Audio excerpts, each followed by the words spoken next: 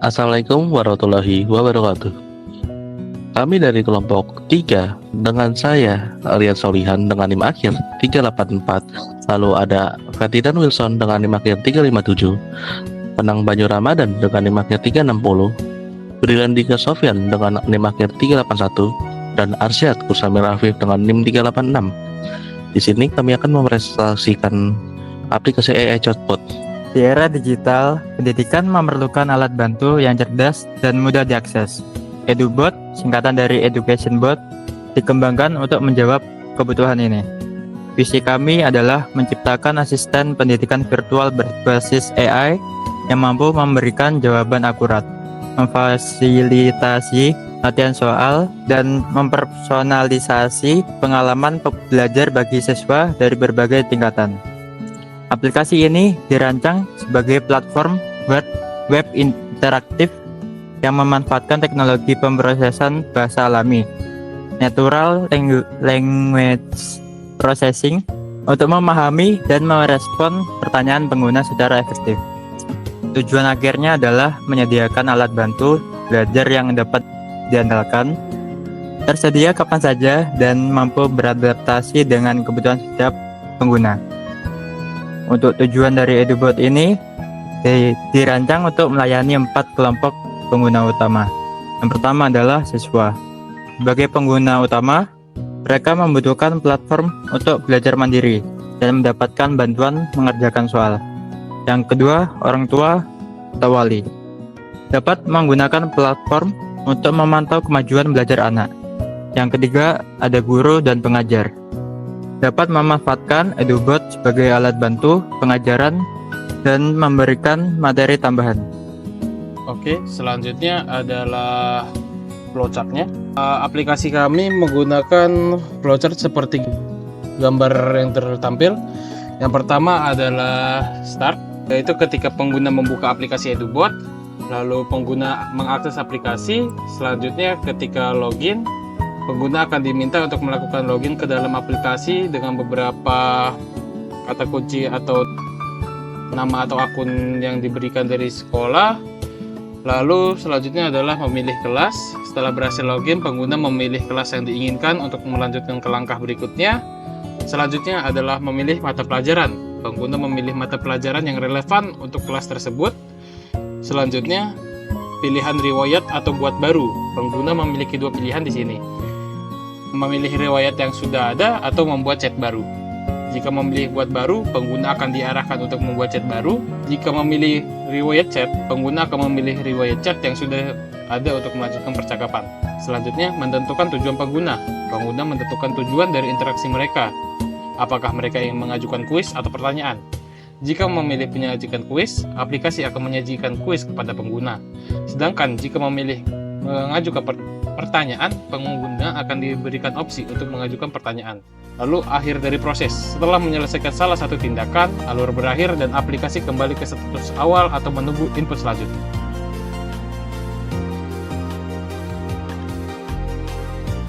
Baik, untuk selanjutnya yaitu proses pembuatan aplikasi sendiri. Yang pertama, proses kita awali dengan desain UI dan UX.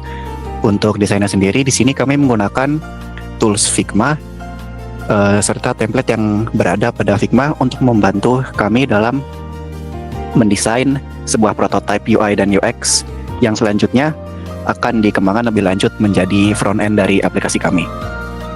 Lalu selanjutnya yaitu ada penyusunan untuk flowchart. Untuk flowchart sendiri, kami menggunakan Draw.io untuk membantu kami dalam pembuatan flowchart yang kami perlukan seperti use case, dan activity diagram. Oke, selanjutnya ada setup framework. Jadi di sini karena kita basisnya adalah web app, kita ingin websitenya dapat berjalan dengan lancar dan juga responsif. Maka dari itu kita memutuskan untuk menggunakan framework React dengan bahasa JavaScript. Lalu selanjutnya setelah setup framework ada front end development. Di sini ada pembuatan dari setting page, lalu chat page, login page, dan juga quiz page yang nanti akan dijelaskan lebih lanjut setelah ini. Lalu selanjutnya ada backend development, di sini ada beberapa hal yang harus dilakukan seperti setup framework AI, develop AI-nya, lalu set API-nya, dan juga testing AI awalnya. Oke, kembali ke setting page. Apa yang dikerjakan di sini? Jadi setting page ini berisi tentang bagaimana user dapat mengatur websitenya sesuai preferensi mereka, seperti tampilan, ukuran font, dan juga user profile mereka sendiri. Lalu selanjutnya ada chat page. Di sini tempat di mana user dapat berinteraksi secara langsung dengan AI-nya nanti. Lalu ada login page. Di sini adalah tempat di mana user dapat melakukan login dan juga register untuk menyimpan data-data mereka dalam website. Oke, lanjut ke bagian backend tadi, setup framework AI. Di sini kita menggunakan Runpod GPU, yaitu pelayanan cloud GPU untuk pemrosesan AI yang intensif atau skalanya cukup besar. Lalu develop AI, di sini kita mulai mengumpulkan data-data training dan juga melatih AI-nya secara perlahan menggunakan layanan tadi Runpod. Oke, lanjut ke bagian quiz page. Ini adalah halaman di mana user dapat mengetes seberapa jauh pemahaman mereka terhadap suatu mata pelajaran yang nantinya akan dikembangkan lebih lanjut. Lalu ada set API. Di sini tidak banyak yang dilakukan, hanya menghubungkan antara backend dan juga frontend, namun menggunakan URL proxy yang tujuannya untuk menggunakan privasi dan keamanan koneksinya. Oke, selanjutnya akan dijelaskan lebih lanjut. Baik. Selanjutnya untuk testing yang pertama, di sini kita melakukan testing untuk mengecek apakah fitur-fitur yang telah kami implementasi dapat bekerja dengan benar, dan juga untuk mengecek apakah ada bug yang belum kami benarkan. Di dalamnya beberapa hal yang kami lakukan yaitu ada menguji fitur login tanpa database, ada menguji AI pada chat page, menguji settings yang ada, dan juga menguji fitur pergantian kelas dan mata pelajaran. Yang pertama di sini seperti menguji AI, yaitu kami uji dengan beberapa chat awal untuk melihat apakah respons yang diberikan oleh AI itu sesuai dengan permintaan oleh pengguna, dan juga sesuai dengan mata pelajaran dan kelas yang dipilih. Lalu juga ada menguji settings, yaitu menguji apakah settings yang telah kami ganti dapat bekerja dengan benar pada fitur yang telah diganti. Lalu ada menguji fitur pergantian kelas dan mata pelajaran. Ini berhubung dengan yang sebelumnya, yaitu menguji AI, yaitu kita melihat apakah dengan pergantian kelas dan mata pelajaran, apakah AI dapat memberikan respons yang sesuai dengan permintaan pengguna. Dan juga yaitu ada selanjutnya menguji fitur login tanpa database. Di sini kami telah mencoba tanpa database, sukses fiturnya, dan selanjutnya akan dilanjut. Oke, baik. Jadi sebelumnya karena pengujian login tanpa database sudah berhasil, di sini kita mencoba untuk mengembangkan lebih jauh lagi. Jadi dengan cara membuat database-nya supaya semua data-data user itu dapat tersimpan dalam database, sehingga lebih aman dan juga membuka ruang lebih lebar untuk pengembangan lebih lanjut. Nah, di sini apa saja yang kita lakukan? Pertama ada setup database-nya, lalu connect API-nya, kita testing lagi loginnya. Di sini untuk setup database menggunakan MongoDB untuk database-nya. Selanjutnya kita connect API-nya ke bagian front end.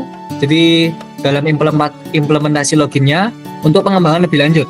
Lalu yang selanjutnya terakhir itu testing login. Di sini pengujian kembali apakah login menggunakan database itu berhasil atau tidak, gitu. Oke, lalu yang terakhir dari proses pembuatan EduBot ini adalah testing AI awalnya. Jadi pada saat awal tadi di testing AI awal yang sebelumnya ternyata ditemukan beberapa bug yang ada pada AI. sehingga perlu adanya training lebih lanjut dan improvisasi lebih lanjut. Maka dari itu, selain tadi mengerjakan login implementation, ada juga beberapa bagian pengembangan pada bagian AI-nya, sehingga perlu adanya testing kembali untuk AI yang ternyata pada bagian ini menghasilkan hasil yang cukup baik. AI dapat mengeluarkan respon sesuai dengan apa yang user minta, seperti itu. Baik, di sini kita udah difortir login dari EduBot. Pertama kita bisa memasukkan email dan password. Lalu jika belum punya akun, pencet daftar. Lalu jika didaftar, kita bisa beri nama, email, dan password. Jika sudah ada, klik login dan akan kembali ke login page. Lalu bisa login dengan Google. Misalkan sudah login, kita diarahkan ke chat page. Nah, di chat page ini kita bisa memilih mata pelajaran, yaitu ada MTK, IPA, IPS, dan lain-lain. Lalu kita bisa memilih kelas, mulai dari kelas 1 hingga kelas 9.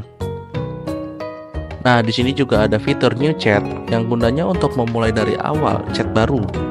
Untuk preferensi user, di sini ada fitur mode gelap dan juga mode terang.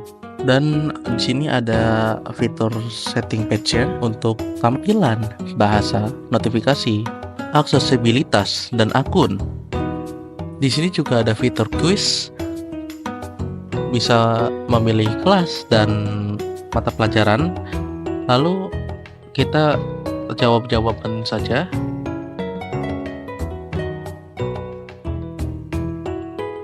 Di sini adalah hasil dari kuis tersebut. Kita bisa memulai ulang kuis atau kembali ke chat. Oke, sekarang kita saatnya tes AI-nya. Kita pilih kelas dan mata pelajaran.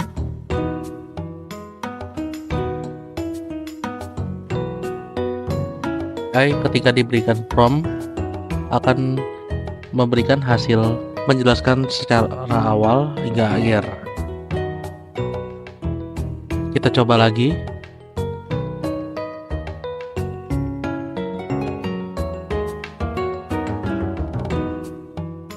Jika sudah selesai, user dapat melakukan logout dan akan kembali ke login screen.